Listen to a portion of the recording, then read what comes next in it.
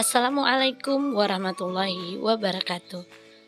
Ketemu lagi kita dalam pelajaran IPS kelas 8 dengan materi konflik dan integrasi dalam kehidupan sosial. Pada pembelajaran sebelumnya, kita sudah membahas tentang konflik dalam kehidupan sosial. Dan pada kesempatan kali ini, kita akan belajar tentang integrasi sosial. Integrasi sosial sangatlah diperlukan bagi semua kalangan masyarakat. Alasannya, karena dengan integrasi sosial yang baik, tujuan terbentuknya masyarakat harmonis akan mudah mencapai tujuan bersama. Sebenarnya, apa ya integrasi sosial itu? Integrasi sosial adalah proses penyesuaian unsur-unsur yang berbeda dalam masyarakat sehingga menjadi satu kesatuan.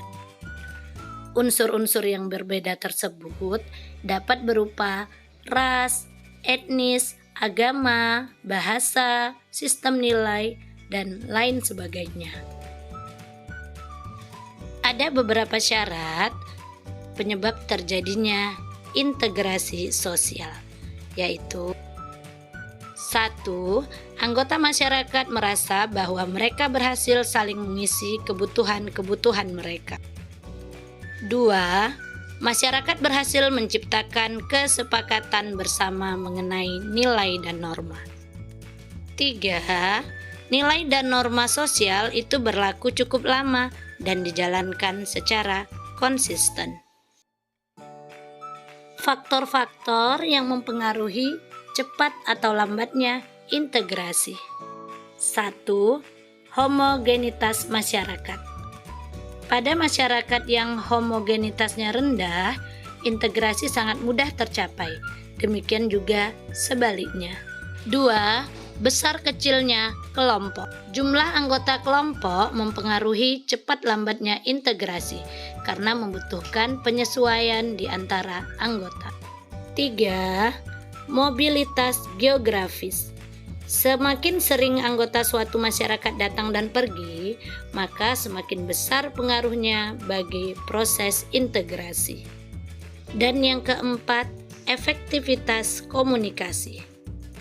Dalam hal ini, semakin efektif komunikasi, semakin cepat pula integrasi anggota-anggota masyarakat tercapai.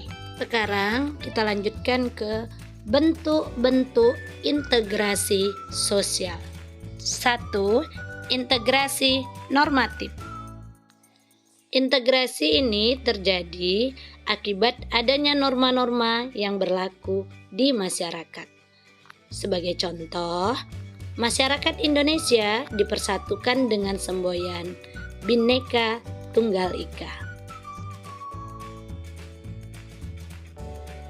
2. Integrasi fungsional. Integrasi ini terbentuk sebagai akibat adanya fungsi-fungsi tertentu dalam masyarakat. Sebagai contoh, Indonesia yang terdiri dari berbagai suku mengintegrasikan dirinya dengan melihat fungsi-fungsi masing-masing. Misalnya, suku Bugis melaut, Jawa bertani, Minang pandai berdagang, dan sebagainya. Dan bentuk yang ketiga itu adalah integrasi koersif. Untuk integrasi ini dilakukan dengan cara paksaan. Hal ini biasanya dilakukan bila diyakini banyaknya akibat negatif jika integrasi tidak dilakukan. Contohnya, perusuh yang mengacau berhenti karena polisi menembakkan gas air mata. Proses integrasi dilakukan dengan dua hal, yaitu yang pertama asimilasi dan yang kedua akulturasi. Sekarang kita bahas ya, apa itu asimilasi dan apa pula akulturasi.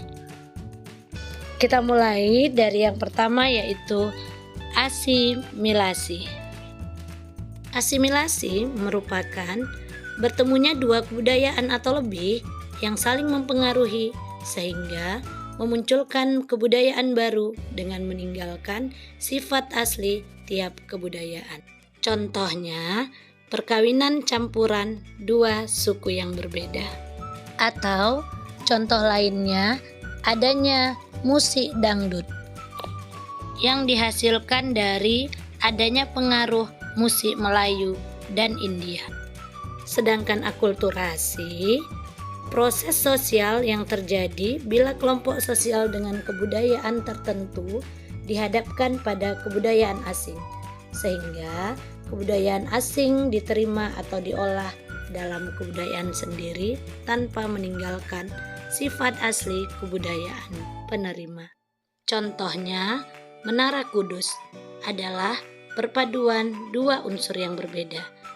Faktor-faktor pendorong integrasi sosial. 1. Adanya toleransi terhadap kebudayaan yang berbeda.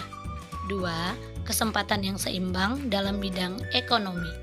3. Adanya sikap positif terhadap kebudayaan lain. 4. Adanya sikap terbuka dari golongan yang berkuasa. 5. Adanya kesamaan dalam unsur-unsur kebudayaan. 6. Adanya perkawinan campur. Dan yang ketujuh, adanya musuh bersama dari luar. Demikianlah materi kita tentang konflik dan integrasi sosial. Semoga apa yang kita pelajari hari ini bisa dipahami bersama. Assalamualaikum warahmatullahi wabarakatuh.